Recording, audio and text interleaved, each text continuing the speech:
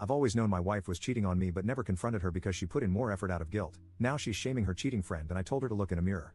My 29M wife, 29F, has been having an affair for 2 years, and I have been aware of it pretty much the whole time. We've been together for 7 years, married for 5, and we don't have kids. I have been working from home since COVID hit, and for the last 3+ years, she has been a secretary in a large office building. Now, I'm not going to pretend like we had the perfect marriage 2 years ago and that I can't believe she would do this. I was totally complacent in my life and really wasn't putting much effort into our relationship at all. That doesn't excuse what she did, and she had her own issues with intimacy and communication that led us to where we were then. I just want it clear I'm no saint in all of this. I totally understand we were basically roommates that, on rare occasions, satisfied each other's needs in bed. Well, I found out right away when the emotional affair started. I've got everything logged into every device we have, including my work computer. I mean synced email, text, photos, social media, etc. So I was basically reading her affair regularly, including when it became a physical affair about 4 weeks in. The part that told me this was over, though, was that I felt nothing about it. I was totally indifferent, maybe a little embarrassed at worst. When the physical affair started 2 years ago, I recognized that this marriage was at its end, and that I should just divorce, mostly because I felt nothing. I started looking into lawyers and figured we could just do this easily and amicably. Well, here's where the crazy part happens. When the emotional affair started, she seemed, I wouldn't say happy, but less sad.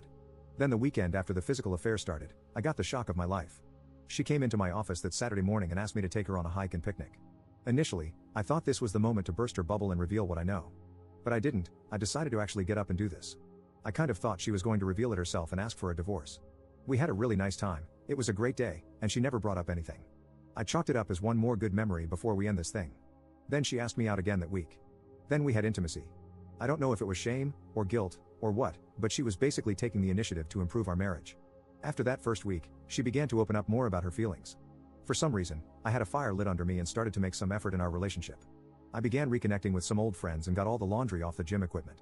The affair continued, but as we spent more time together over those early weeks, and since it really gave me no concern and everything seemed better, I decided to just forget about divorcing her and start enjoying my life. I do still love this woman very much. Up until 2 days ago, we were in a really solid place. We had outings every other weekend, date night on Thursday, regular intimacy, and communication. I don't even read their messages anymore, just occasionally to see if it's still going on.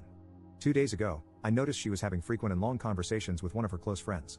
I asked my wife about it, and it turns out this friend's husband got caught having an affair, and my wife has been comforting her.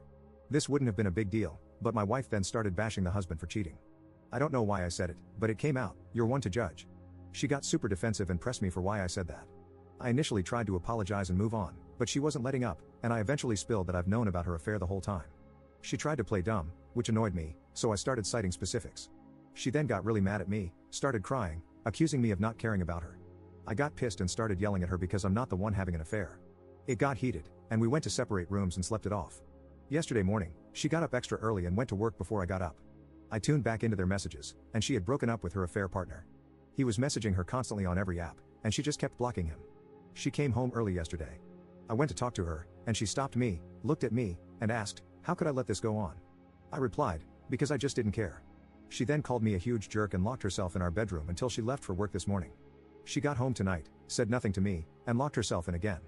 I can't even imagine in what bizarro world I could possibly be the jerk in this situation.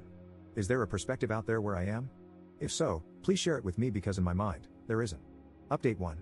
First off, I appreciate everyone's comments on the original post, except those of you who just get on and throw insults. You need therapy more than anyone on this whole sub.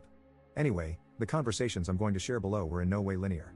We jumped around in topics, talking about this, which led to that, only to come back to this, reveal that, and so on. So, I'm going to just try and put it all together as coherently as possible. Like I said in a comment on the other post, my wife finally came out at around 12:30 a.m. Friday and joined me on the couch in my office. She curled up next to me and just cried for a solid 15 to 20 minutes, and we were just silent otherwise. When she was ready, we began talking until we were worn out. We picked that up again last night, which was also taxing. We finally finished up, for now, this morning. This includes long spells of crying, hysterical bonding, and a phone call to the affair partner while I listened. He was aware. The start of the affair was pretty cliché. Flirty small talk makes her feel good, escalates, becomes messaging and sharing personal details, and eventually leads to kissing. Probably don't need to explain the rest of the escalation from there. We talked a lot about what got her to that point. She remembers it seemed like nothing she did could get my attention. I agreed with this completely. I also stated, though, that I don't remember too many attempts. She acknowledged that she wasn't very forthcoming in those days, always hinting at what she wanted and not just outright saying it.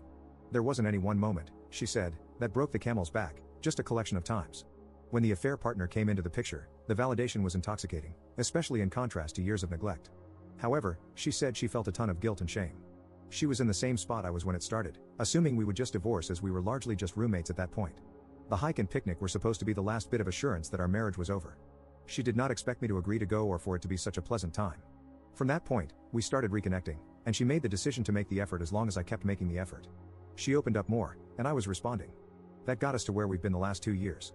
As to why she didn't end it with the affair partner once I was back, she admitted she was just being selfish, kept telling herself she would but didn't actually want to. I was planning dates, listening, and back to initiating intimacy often. He doted on her and validated her. She had the best of everything. Eventually, she just convinced herself that what I didn't know didn't hurt me. This makes her feel stupid now, knowing I knew the whole time. We talked about my surveillance, and she said she is having trouble getting over this and feels betrayed. I didn't give her any excuses. It came up because she did ask how I knew, and I told her she's been logged into our old desktop and work computer on her email, Insta, Facebook, etc., for years, as well as it being connected to our cloud. I owned up to how wrong this was, but we both agreed that if we are going to make the reconciliation work, we're going to have to forgive each other for a lot of things. As many said and were right about, my "I don't care" statement was extremely triggering and hurtful. It took her right back to where we used to be. I took advice and organized my thoughts and told her that it wasn't that I don't care. I care about her immensely and changed for the better these last 2 years because I wanted to be there for her. I then explained I should have said it doesn't bother me. She's still trying to wrap her head around this. I'm trying to explain how I just basically don't feel jealousy or insecurity, which is hard to put into words. It also causes a mix of emotions on her end. I told her that having her be happy again made everything worth it for me. Also, the affair got me on my feet for the first time in years, so in a way, I've kind of told myself it was a blessing these past years. Finally, to address the breakup with the affair partner, she said once it was out, she went into a doom spiral, thinking everything in her life was a sham. She felt guilty over everything. She cut him loose, and locked me out. She was basically beating herself up for being awful to both of us. Listening to her call with him was hard even for me. From what she's told me in our conversations and from the call, I'm pretty convinced he is in love with her. I think he was holding out hope we would divorce at some point. She laid it out for him that we would not and were going to do everything to make this marriage work. He didn't beg or degrade himself but seemed genuinely hurt. When the call ended, she reblocked him and stated she has to go no contact so he can heal and actually go find someone, and we can fix our issues. We are working out our plans to fix our marriage. Not totally sure where to go from here. She wants individual counseling for herself, so we will make that happen. After she has done that for a while, we will probably start marriage counseling. We are also going to symbolically start fresh, and I'm getting a new work computer. From there, it's being open and honest with each other every day and making sure we are present in our lives. I love this woman very much and want to make this work.